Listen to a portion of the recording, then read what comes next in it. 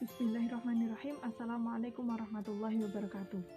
Di sini kami dari kelompok 2 yang beranggotakan saya sendiri Arista Prastiari Darisman dengan NIM 102190-100 dan ada rekan saya Arif Rediawan dengan NIM 10219999. Di sini kami akan mempresentasikan mengenai struktur organisasi lembaga keuangan mikro syariah meliputi BPRS, BMT, dan KJKS.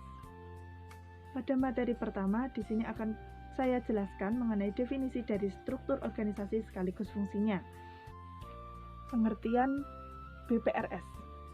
Berdasarkan Peraturan Otoritas Jasa Keuangan Nomor 3 POJK tahun 2016 tentang pembiayaan rakyat syariah yang selanjutnya disingkat sebagai BPRS. BPRS adalah Bank Pembiayaan Rakyat Syariah sebagaimana dimaksud dalam Undang-Undang Nomor 21 Tahun 2018 tentang perbankan syariah. Disebutkan bahwa bank pembiayaan rakyat syariah adalah bank syariah yang dalam kegiatannya tidak memberikan jasa dalam lalu lintas pembayaran. Adapun fungsi dari BPRS. Fungsinya di sini sebagai penghimpun, media penghimpun. Selanjutnya ada sebagai media penyaluran dan sebagai media pendayagunaan harta ibadah atau yang disebut dengan bait al-mal. Contohnya seperti zakat, infak, sedekah, dan wakaf. Serta dapat pula berfungsi sebagai bait at-tamwil atau institusi yang bergerak di bidang investasi dan simpan pinjam yang berbadan hukum koperasi. Poin kedua, di sini saya akan menyampaikan mengenai definisi dari struktur organisasi sekaligus fungsi dari BMT. Definisi BMT. BMT atau kepanjangan dari Baitul Mal wa Tamwil atau usaha mandiri terpadu adalah lembaga keuangan mikro yang dioperasikan dengan prinsip bagi hasil, menumbuh kembangkan bisnis usaha mikro dalam rangka meningkatkan derajat dan martabat serta membela kepentingan kaum fakir dan miskin. Ditumbuhkan atas prakarsa dan modal awal dari tokoh-tokoh masyarakat setempat dengan berlandaskan sistem ekonomi yang adil, kedamaian, dan kesejahteraan. Adapun fungsi dari BMT, yang pertama ada Baitul Tamwil atau rumah pengembangan harta. Di sini maksudnya melakukan pengembangan usaha-usaha produktif dan investasi dalam meningkatkan kualitas ekonomi pengusaha mikro dan kecil. Antara lain dengan mendorong kegiatan, menabung, dan menunjang pembiayaan kegiatan ekonomi.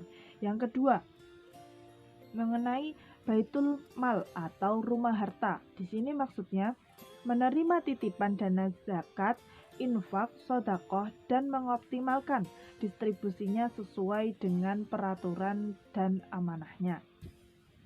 Selanjutnya pada poin ketiga, di sini saya akan menyampaikan mengenai definisi dari struktur organisasi sekaligus fungsi KJKS. Definisi KJKS atau kepanjangan dari Koperasi Jasa Keuangan Syariah adalah koperasi yang kegiatan usahanya bergerak di bidang pembiayaan, investasi, dan simpanan sesuai dengan pola bagi hasil syariah. Adapun fungsi dari KJKS. Yang pertama, meningkatkan program pemberdayaan ekonomi khususnya di kalangan usaha mikro kecil, menengah, dan koperasi melalui sistem syariah. Yang kedua, mendorong kehidupan ekonomi syariah dalam usaha kegiatan mikro kecil dan menengah khusus dan ekonomi Indonesia pada umumnya.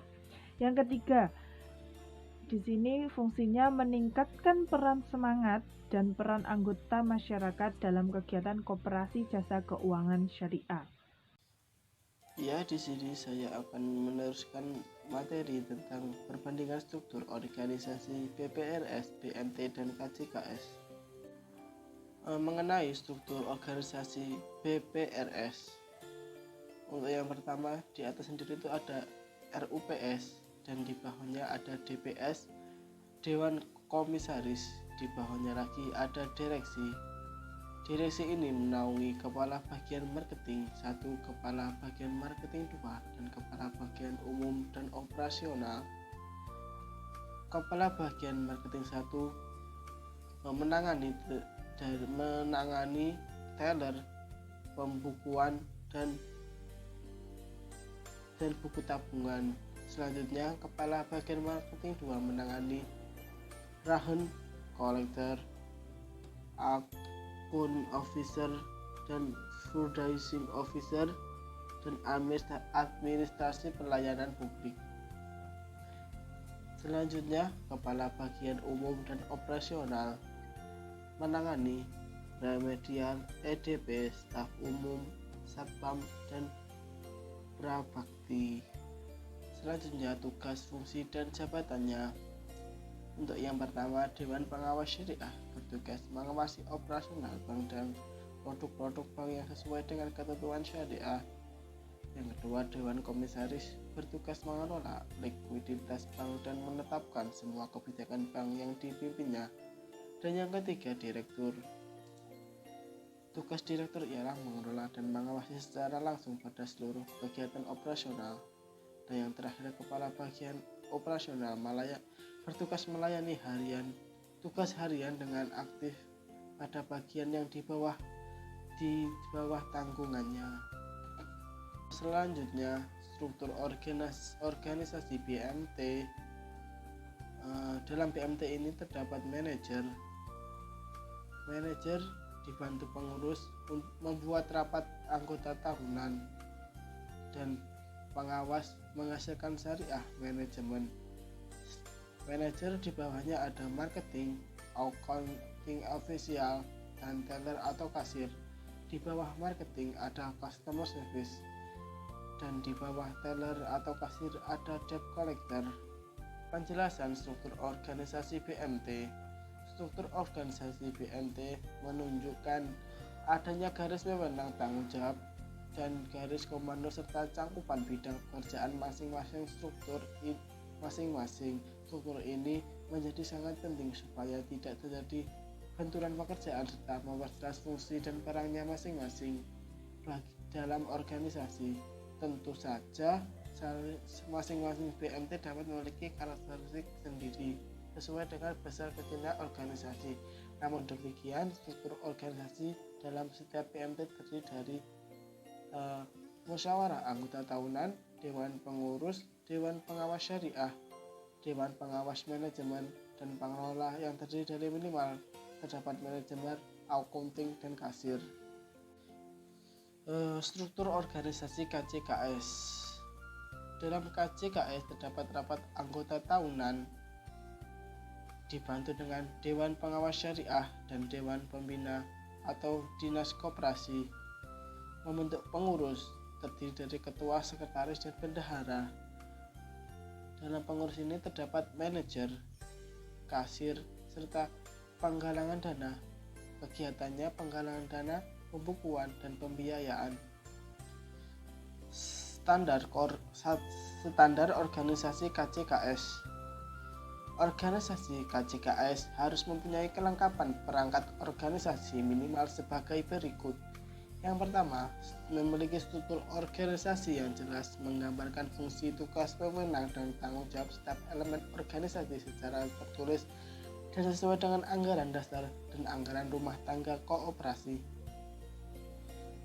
Yang kedua, memiliki kantor koperasi yang jelas status dan kedudukannya. Yang ketiga, memiliki identitas organisasi yang jelas, yang diketahui dan disetujui oleh rapat anggota. Yang keempat, memiliki kepengurusan yang dipilih dan disetujui oleh rapat anggota. Yang kelima, memiliki sistem dan prosedur kerja tertulis. Yang keenam, memiliki kelengkapan dan prosedur administrasi tertulis. Dan yang terakhir, memiliki sistem prosedur pengendalian internal secara tertulis. Ya, itu tadi presentasi dari kelompok kami. Apabila ada kurang lebihnya, saya mohon maaf. Wassalamualaikum warahmatullahi wabarakatuh.